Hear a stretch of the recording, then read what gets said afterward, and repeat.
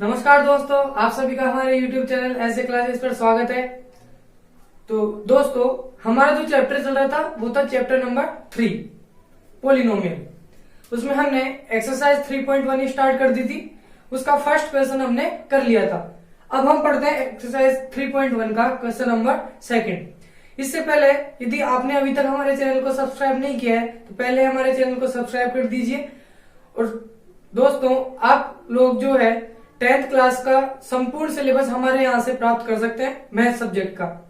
तो मैथ की आप प्रिपरेशन यदि करना चाहो लॉकडाउन के इस पीरियड में तो आप यहाँ से टोटल सिलेबस क्लास 10th का आरबीएससी बोर्ड का यहाँ से प्राप्त कर सकते हो। अब देखते हैं एक्सरसाइज का सेकंड क्वेश्चन।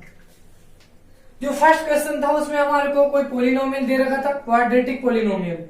उससे उसके हमारे को क्या निकालने थे, शून्य या जीरो ऑफ पोलिनोमियल निकालने थे। इस बार हमारे को दो जीरो है और उनका जो सम है वो दे रखा है और उनका मल्टीप्लाई भी हमारे को दे रखा है या उनका प्रोडक्ट हमारे को दे रखा है। तो सेकंड क्वेश्चन में आपको इस बार पोलिनोमियल निकालना है, दो पावर वाला या कोई द्विघात बहुपद हमारे को ज्ञात करना है। यदि उनके शून्यकों का योग इतना दे रखा है और उनका गुणनफल इतना दे रखा है। तो देखिए, कोई भी द्विघात बहुपद हम जानते हैं कि वो ax² plus bx+ c form में होता है और a जो होता है वो x² का कोफिशिएंट होता है और b जो होता है वो x का कोफिशिएंट होता है और c हमारा कांस्टेंट टर्म होता है। तो इन तीनों जब इनके वेरिएबल से मल्टीप्लाई होते हैं तो हमारा एक क्वाड्रेटिक फॉर्म बनता है। तो देखिए, यहाँ अल्फा प्लस बीटा, इसका मतलब जब उस तरीके की कोई क्वाड्रेटिक फॉर्म होती थी तो उसके दो शून्य अपने मन से मान लो कि अल्फा और बीटा थे, तो उनका जो सम है अल्फा प्लस बीटा होगा। मानो कि वो कितना दे रखा है, -3। उनका मल्टीप्लीकेशन मतलब अल्फा इंटू बीटा वो हमारे को दे रखा है 2। अब किसी भी क्वाड्रेटिक इक्वेशन के लिए या आप लिख सकते हो, हम जानते हैं कोई भी एक द्विघात बहुपद होता है या कोई भी एक द्विघात समीकरण होती है, उसमें ax² plus bx+ c equals to आप बोल सकते हो 0। तो इस फॉर्म के लिए हम क्वेश्चन को सोल्व करते हैं तो ये क्वाड्रेटिक फॉर्म होती है। तो इसके यदि शून्यकों का योग मैं निकालूं तो इसके लिए मैंने बताया था जब कंसेप्ट पढ़ाया था कि शून्यकों के योग के और शून्यकों के गुणांकों के मध्य संबंध। तो योग के मध्य संबंध होता है -(x) का गुणांक। तो यहां से यदि हम कंपेयर करें तो x का जो कोफिशिएंट हमारे पास आ रहा है वो आ रहा है -(b/a) और अल्फा इंटू बीटा जो गुणनफल हमारे पास होता है वो होता है अचर पद अपॉन a। तो ये -(b/a) होता है और ये c/a होता है, कांस्टेंट टर्म अपॉन a। इन दोनों की हेल्प से हमारे को एक पोलिनोमियल निकालना है, 2 पावर वाला है, क्वाड्रेटिक पोलिनोमियल। तो वो कब निकल पाएगा, यहाँ x तो एक वेरिएबल होता है। यदि मुझे a, b और c इन तीनों कोफिशिएंट की वैल्यू मिल जाए या तीनों कांस्टेंट टर्म मुझे प्राप्त हो जाए तो हम इस पोलिनोमियल यहां से बना सकते हैं। तो इसको बोल सकते हो आप इक्वेशन नंबर फर्स्ट। तो यहां से देखिए इसको इक्वेशन फर्स्ट दे दो, इसको सेकंड दे दो, ये हमारी होगी इक्वेशन नंबर थर्ड। अब हम बात करते हैं समीकरण 1 से। समीकरण 1 से देखिए, -3 इक्वल्स टू हमारे पास आ रहा है b/a का। इसको सॉल्व करते हो तो या माइनस से माइनस कैंसिल आउट हो गया, तो यहां आपके पास हो गया केवल 3 इक्वल्स टू b/a।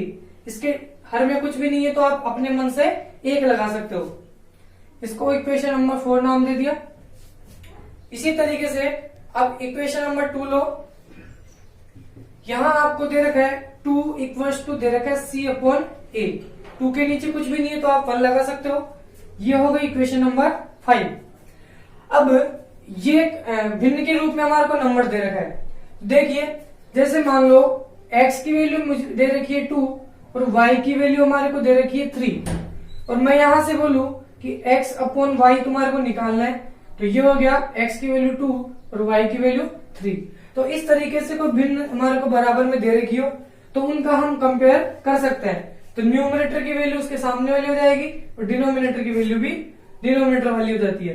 तो यहां से यदि मैं इसका कंपेयर करूं तो फर्स्ट जो इक्वेशन, फोर्थ इक्वेशन में a की वैल्यू इनके कंपेयर करने से हमारे पास आती है 1 और यहां से भी a की वैल्यू कितनी आ रही है 1। बी तो हमारे पास दोनों इक्वेशन में एक ही बार आ रहा है, सी भी दोनों इक्वेशन में एक ही बार आ रहा है। तो कई बार क्या होता है कि जो ए की वैल्यू होती है वो डिफरेंट आ जाती है।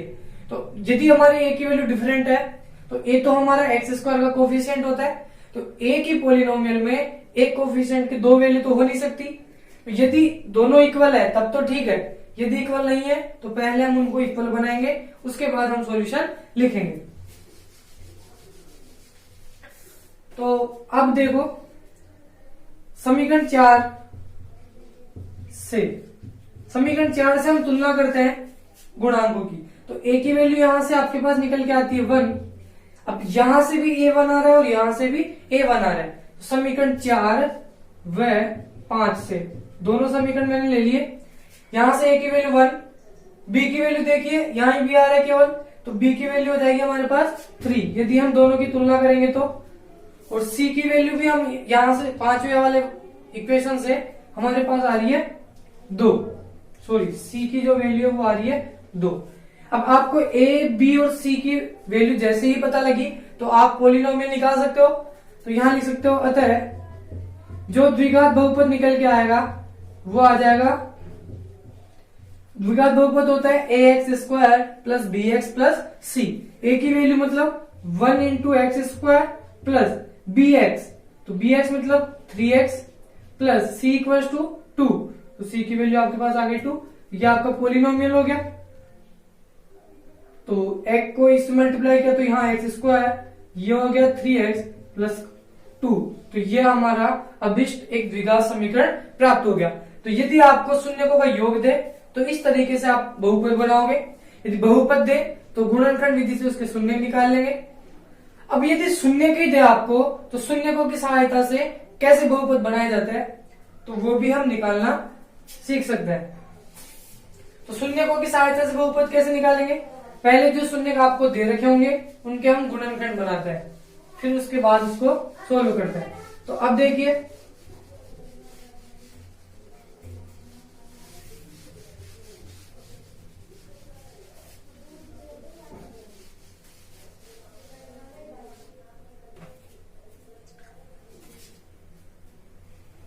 सेकंड का मैं सेकंड सोल्व करवाता हूं।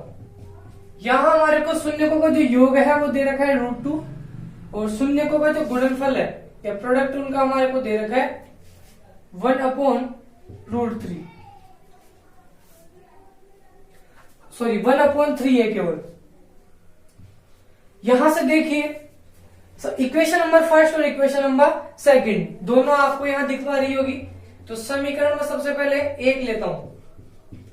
समीकरण 1 में हमारे को दे रखा है √2 इक्वल्स टू दे रखा है माइनस का b/a। और समीकरण 2 से यदि मैं ले तो यहां हमारे को पता चल रहा है 1/3 इक्वल्स टू आ रहा है c/a। तो यहां इसके नीचे कुछ भी नहीं है तो आप लगा सकते हो 1। अब यदि इन दोनों की मैं कंपेयर करूं तो यहां से देखिए कि क्या हमारे पास जो a की वैल्यू है, यहां जो हमारे क्वेश्चन में थोड़ा फर्क डालेगा तो वो केवल यही डालेगा क्योंकि a यहाँ 2 बार आ रहा है, बाकी b और c की वैल्यू तो एक एक बार आ रही है। तो a देखिए यहां से जो a का है वो एक आ रहा है और यहां से a की जो वैल्यू है वो 3 आ रही है। तो क्वेश्चन हमारा एक ही है, पॉलिनोमियल एक ही बनना है। यहां से यदि एक ही पॉलिनोमियल बनता है तो a की दो अलग अलग वैल्यू तो हो नहीं सकती, तो हमारे को दोनों की वैल्यू क्या करनी होगी, एक जैसी। हाँ, यहाँ पर a की जो वैल्यू है वो आपके पास आ रही है 1 और यहां से a की वैल्यू आपके पास आ रही है 3। एक ही पॉलिनोमियल में एक की दो वैल्यू तो आ नहीं सकती, तो हमारे को पहले एक ही एक सिंगल वैल्यू निकालनी होगी। तो अपने इक्वेशन को इस तरीके से फॉर्मेट करना होगा ताकि ए की वैल्यू कैसे आ जाए, इक्वल। तो या तो इस 3 को 1 के जैसा बना दो या इस 1 को 3 के जैसा बना दो। तो 1 3 कब बनेगा, जब ये 3 से मल्टीप्लाई होगा, और 1 कब बनेगा, जब इसमें 3 से डिवाइड करूंगा। तो देखिए इक्वेशन नंबर ये जो आपको दे रखी इक्वेशन नंबर 3, इसको मैं क्या करता हूं, इधर LHS के अंदर यदि ऊपर और नीचे मैंने 3 से मल्टीप्लाई किया तो देखो इसका डिनोमिनेटर भी 3 हो जाएगा और यहां डिनोमिनेटर भी आपके पास 3 आ रहा है। तो समीकरण इसको नंबर दे सकते हो 4। तो समीकरण 3 को या समीकरण 3 के LHS में 3 से गुणा और भाग करने पर, तो इन दोनों को हम क्या कर देंगे, एक बार गुणा कर देंगे और एक बार भाग। तो गुणा ऊपर हो जाएगा, या आप ऐसा बोल सकते हो LHS के अंश और हर दोनों में हमारे को किससे मल्टीप्लाई करना है, 3 से। तो इक्वेशन नंबर 3 लो, तो √2/1। अब इस LHS के अंदर वो यहां भी 3 से मल्टीप्लाई कर रहा है और यहां भी, तो क्या ये सही है क्या? तो यदि किसी भी इक्वेशन में किसी नंबर से आप यदि मल्टीप्लाई करते हो, चाहे डिवाइड करते हो, ऐड करते हो, सब्ट्रैक्ट करते हो, तो उसका कोई फर्क वहां पर नहीं पड़ता है। तो 3 से यदि मैं 3 यहां से कैंसिल कर दूं तो वही हमारे पास वैल्यू आ रही है जो पहले आ रही थी। तो 3 से 3 कैंसिल हो गया, ये केवल हम इसके जैसा बनाने के लिए कर रहे हैं, बाकी वैल्यू वही है अभी तक। तो 3 को √2 से मल्टीप्लाई किया तो ये आ गया 3√2/3 1 जा 3, और यहां से आ रहा है माइनस का b/a। इसको आप बोल सकते हो इक्वेशन नंबर 5। अब 4 और 5 यहां से देखिए, ए की जो वैल्यू यहां पे 3 आ रही है, यहां से भी ए की वैल्यू 3 आ रही है। अब हम समीकरण 4 और 5 से यदि कंपेयर करें, गुणांकों की यदि तुलना करते हैं, तो देखो यहां से ए की वैल्यू आपके पास निकल के आ रही है 3, बी की वैल्यू आपके पास आ रही है, तो बी यहां देखो माइनस का आपको दिख रहा है, माइनस का b = 3√2। तो इसको आप बोल सकते हो b = माइनस का 3√2, क्योंकि कंपेयर करोगे तो माइनस इधर आके मल्टीप्लाई हो जाएगा। अब c की वैल्यू इक्वेशन नंबर 4 से निकलेगी, c की वैल्यू हमारे पास आ रही है 1। जैसे ही आपको तीनों कोफिशिएंट की वैल्यू मिलती है तो यहां से आप पोलिनोमियल बना सकते हो। तो पोलिनोमियल हमारा बनता है ax² + bx + c। तो यहां लिखना, हम जानते हैं कि कोई भी पोलिनोमियल होता है द्विघात पोलिनोमियल, तो वो ax² + bx + c फॉर्म में आपके पास होता है। यहां एबीसी की वैल्यू यदि आपको पता है तो यहां रख दो, a की वैल्यू 3 आ रही है तो ये बन गया 3, और x² + b × x, b की वैल्यू आ रही है माइनस का 3√2 × x, प्लस c की वैल्यू आपके पास आ रही है 1। यह आपका बन गया पोलिनोमियल। अब यदि आप अपना आंसर चेक भी करो तो कैसे करोगे, ये पोलिनोमियल बन गया, इसके टुकड़े करो और यहां से आप x के भी शून्य निकालो या x के मूल निकालो। इसको शून्य बोल सकते हैं, मूल बोल सकते हैं, इसके रूट बोल सकते हैं। तो x के जो मूल है वो जितने आएंगे 2 ही आएंगे यहां से। तो उन दोनों का एक बार सम करके देखना, क्या उनका सम जो है वो √2 आ रहा है या नहीं आ रहा। फिर उनका मल्टीप्लीकेशन करके देखना क्या 1/3 आ रहा है या नहीं आ रहा। यदि आ जाए तो इसका मतलब अपना जो पोलिनोमियल है वो एकदम करेक्ट है। अब देखिए नेक्स्ट क्वेश्चन। तो देखिए क्वेश्चन नंबर जो सेकंड उसका थर्ड पार्ट आप सोल्व करते हैं। यहां पर हमारे को शून्यकों का जो योग दे रखा है वो दे रखा है माइनस का 1/4, और शून्यकों का गुणनफल हमारे को दे रखा है 1/4। तो इक्वेशन फर्स्ट और सेकंड से ये तो हमारे को पता लग गया कि जो a की वैल्यू है वो यहां से भी 4 आ रही है और यहां से भी 4 आ रही है, और b की वैल्यू भी यहां से कुछ अलग आ रही है, लेकिन b की वैल्यू से यहां कोई फर्क भी नहीं पड़ता। तो देखिए समीकरण 1 और 2 से यदि मैं इन दोनों के कंपेयर करूं तो ये योग जो है वो यही दे रखा है हमारे को। तो इस ब्लॉक से देखो ये a की वैल्यू यहां से भी 4 है और सेकंड इक्वेशन से भी a की वैल्यू 4 आ रही है। तो समीकरण 1 और 2 से यदि मैं इनका कंपेयर करूं तो a की वैल्यू आपके पास निकल के आती है 4, b की वैल्यू देखो यहां आप इनका कंपेयर करोगे तो माइनस का b = आता है माइनस का 1, माइनस से माइनस कैंसिल हो गया तो b = आपके पास आ गया 1। तो b की जो वैल्यू वो आ रही है 1। c का कंपेयर करते हो तो c = आपके पास आ रहा है 1। a b c आपको जैसे ही प्राप्त होता है तो हम द्विघात समीकरण जो होता है या द्विघात जो पोलिनोमियल होता है उसकी जनरल फॉर्म जानते हैं, द्विघात बहुपद। इसको हम लिखते थे ax² प्लस का bx प्लस के c। यहाँ abc की वैल्यू आपको पता है तो a की वैल्यू यहाँ रख दो 4, तो 4x² बन गया। b की वैल्यू आप लिख सकते हो 1 × x प्लस c की वैल्यू 1। इसको और सोल्व करते हो तो 4x² 1 × x = 1 प्लस के 1। तो यह आपका हो गया क्वाड्रेटिक पोलिनोमियल। तो इस तरीके से आप शून्यकों का योग और गुणनफल दे तो उसका पोलिनोमियल प्राप्त कर सकते हो। अब देखिए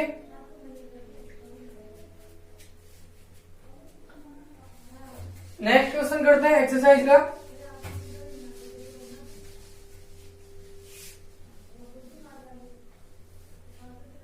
इसका फोर्थ पार्ट।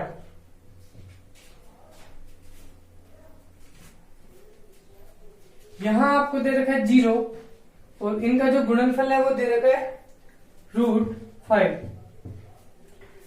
तो यहां से भी हमारे को इसका एक पॉलिनोमियल बनाना है, तो पहले इसके डिनोमिनेटर में कुछ हमारे को लिखना होगा। तो जिस नंबर के डिनोमिनेटर में कुछ भी नहीं है तो हम डिनोमिनेटर में 1 लगा सकते हैं, क्योंकि किसी भी नंबर में यदि 1 से डिवाइड करते हैं तो उसकी वैल्यू पे कोई फर्क नहीं पड़ता है। तो देखिए, यदि समीकरण 1 और 2 को मैं इस तरीके से लिखूं, समीकरण 1 पर 2 से, तो इक्वेशन नंबर फर्स्ट यहां आपको दे रखा माइनस का b/a, वो दे रखा 0, तो 0 को आप लिख सकते हो 0/1। और सेकंड जो इक्वेशन है वो दे रखी है c/a, यहां केवल √5 दे रखा है, कुछ भी नहीं है नीचे, तो आप लगा सकते हो 1। ये बन गई इक्वेशन नंबर 3 और ये बन गई इक्वेशन नंबर 4। तो समीकरण नंबर 3 व 4 से इन दोनों इक्वेशन से यदि मैं इनकी गुणांकों की तुलना करूं तो यहां से देखो a की जो वैल्यू वो आ रही है 1, यहां से भी a की वैल्यू आपके पास आ रही है 1, दोनों में सेम आ रही है, तो आपको किसी भी नंबर से ना तो गुणा करना पड़ेगा ना भाग करना पड़ेगा, क्योंकि यहाँ तो हमारे पास a की जो वैल्यू है वो सेम आ रही है। तो दोनों की तुलना करने पर a की वैल्यू आ गई 1, b की वैल्यू देखिए, या माइनस का b इक्वल्स टू 0 लेंगे तो b की वैल्यू आ गई -0, तो 0 पे प्लस और माइनस से कोई फर्क नहीं पड़ता, तो b की वैल्यू आपके पास आ गई 0। तीसरा c की वैल्यू यहां से आ रही है √5। एबीसी जैसे ही आपको पता लगता है तो इसको आप क्वाड्रेटिक पोलिनोमियल में पुट कर सकते हो। तो क्वाड्रेटिक पोलिनोमियल हमारे पास होता है ax² प्लस का bx प्लस के c। आपको एबीसी की वैल्यू पता ही है, a की वैल्यू हो गई 1 इंटू x² प्लस b की वैल्यू यहां आ रही है 0 प्लस c की वैल्यू यहां से आ रही है √5। 1 into x² means x² plus, अब 0 को यदि इससे मल्टीप्लाई करते तो यहां से 0 ही आएगा, तो इसको आप लिखोगे x² प्लस √5। तो इस तरीके से आप पोलिनोमियल बना सकते हो। कोफिशिएंट 0 है तो इस टर्म का यहाँ कोई मतलब नहीं है, तो अभी भी ये 2 घात वाला पोलिनोमियल है। अब हम क्वेश्चन सोल्व करते हैं। इसके जो शेष पार्ट बच गए 4th और 5th, वो सिमिलर इन्हीं की जैसा है, इसको आप सोल्व इसी तरीके से कर सकते हो। तो देखिए, अब हम सोल्व करते हैं एक्सरसाइज का क्वेश्चन नंबर 3। यहां आपको दे रखा है एक बहुपद 2 घात वाला, जिसको fx से डिनोट कर रखा है। पोलिनोमियल को आप px से, fx, qx, rx किसी से भी कोई भी अल्फाबेट लेके और जिस वेरिएबल का वो फंक्शन है उससे डिनोट कर सकते हो। यहाँ इसने fx से डिनोट किया है। ये 2 घात वाला कोई पोलिनोमियल है। इसके अलावा इसमें हमारे को दे रखा है कि इस बहुपद के जो भी शून्य निकलेंगे उसके शून्यकों के वर्गों का जो योग है वो आपको दे रखा है 40। तो एक और चीज हमारे को दे रखी है, शून्यकों के वर्गों का योग हमारे को दे रखा है 40। यदि ये कंडीशन आपके पास है और ये पोलिनोमियल आपके पास है, इन दोनों की हेल्प से आपको k की वैल्यू ज्ञात करनी है। तो पहले देखिए, ये कोई पोलिनोमियल है, यहां हमारे को ना तो x की वैल्यू पता, न यहां पर k की वैल्यू पता। हमारे पास अभी इस पोलिनोमियल में एक ही पोलिनोमियल है, तो इस पोलिनोमियल से 2 वेरिएबल की वैल्यू एक साथ नहीं निकल सकती, तो इसमें इस वाले रिलेशन को भी हमारे को काम में लेना होगा। तो मैं क्या करता हूं, इसके जो भी 2 शून्य का है, जैसे a और b आ गया, x और y बोल सकते हो, p q आप बोल सकते हो, तो इसके 2 शून्य निकलेंगे। उन दोनों शून्यकों को आप कुछ भी मान लो, अल्फा बीटा a b अपने हिसाब से कुछ भी मान लो। तो माना बहुपद के, इस बहुपद के 2 शून्य मैंने मान लिए अल्फा और बीटा। यदि अल्फा और बीटा इस बहुपद की शून्य है तो इसके शून्यकों का जो योग है, यदि इस पोलिनोमियल के हिसाब से देखें तो ये हमारे पास ax² plus bx plus c की फॉर्म में दे रखा है। a की वैल्यू आ रही है x² का कोफिशिएंट मीन्स 1, x का कोफिशिएंट जो b होता है वो आ रहा है -8, कांस्टेंट टर्म आपके पास आ रही k जो होता है c। तो इसके 2 शून्य का आपने क्या मान लिए, अल्फा और बीटा। यदि इसके 2 शून्य का आपने अल्फा बीटा मान लिए, तब इसके जो शून्य होंगे उन शून्यकों का योग हम जानते हैं कि अल्फा प्लस बीटा होता है, और इसकी वैल्यू आप जानते हो माइनस का b/a होता है, या माइनस ऑफ x का कोफिशिएंट अपॉन x² का कोफिशिएंट। तो माइनस तो ये वाला एक्स का कोफिशिएंट ही होता है बी, एक्स का कोफिशिएंट क्या आ रहा है -8, तो यहां आप लिखोगे -8 अपॉन ए की वैल्यू एक्स स्क्वायर का कोफिशिएंट, तो यहां आ गया 1। तो देखिए अल्फा प्लस बीटा, इसकी जो वैल्यू यहां से आ रही है माइनस माइनस प्लस का 8 अपॉन 1, इसको बोल सकते हो इक्वेशन नंबर फर्स्ट। इसी तरीके से शून्यकों का यदि गुणनफल की बात करें तो शून्यकों का गुणा आपके पास आता है अल्फा इंटू बीटा, और वो होता है सी अपॉन ए, मतलब constant term upon x square का कोफिशिएंट। कांस्टेंट टर्म आपके पास आ रही है के, और इसका कोफिशिएंट आपके पास आ रहा है 1। ये हो गई इक्वेशन नंबर 2। तो अल्फा इंटू बीटा, इसकी वैल्यू तो आ रही है के अपॉन 1, या आप इसको बोल सकते हो अल्फा इंटू बीटा, ये आपके पास निकल के आ गया के अपॉन 1 मीन्स के। ये हो गई इक्वेशन नंबर 2। तो दोनों का गुणनफल तो आ रहा है के, और दोनों का जो समय है वो आ रहा है आपके पास 8 अपॉन 1 इक्वल टू 8। अब देखिए इन दोनों इक्वेशन की हेल्प से जो हमारे को क्वेश्चन दे रखा है उसको भी काम में लो, और किसकी वैल्यू निकालनी है के की। तो देखिए क्या दे रखा है, अब जो आपके पास शून्य थे, शून्य क्या थे अल्फा और बीटा, उन दोनों का यदि स्क्वायर करके यदि सम करूं तो वो आपके पास कितना आना चाहिए 40। तो यदि प्रश्नानुसार हम कंडीशन को देखें, प्रश्नानुसार, तो ये आपको दे रखा है शून्यकों के वर्गों का योग। तो शून्य का आपके पास थे अल्फा और बीटा, इन दोनों के वर्ग कर दिए, वर्ग मतलब स्क्वायर कर दिया, स्क्वायर करके यदि मैं उनका सम करता हूं तो वो आपको दे रखा है 40। अब देखिए ये आपको क्वेश्चन में दिया हुआ है, इसको बोल सकते हो इक्वेशन नंबर 3। अब इक्वेशन नंबर फर्स्ट, सेकंड और 3, इन तीनों को इस तरीके से अरेंज करो कि यहां से आप किसकी वैल्यू प्राप्त कर सको के की। तो मैं इसको कैसे सोल्व कर सकता हूं, यहां से दो तरीके इसको सोल्व करने के, एक तो आइडेंटिटी से सोल्व कर सकते हो, दूसरा यदि मैं इक्वेशन नंबर फर्स्ट को सोल्व करूं तो समीकरण 1 का वर्ग में करता हूं, तो इसका समीकरण 1 का क्या कर दिया मैंने स्क्वायर। इसका स्क्वायर करते हो तो आप दोनों पक्षों का स्क्वायर करना होगा, तो लेफ्ट साइड का स्क्वायर तो होगा अल्फा प्लस बीटा, इसका होल स्क्वायर बन जाएगा, और इधर 8 अपॉन 1 का मतलब होता है 8, इधर आ जाएगा 8 का स्क्वायर।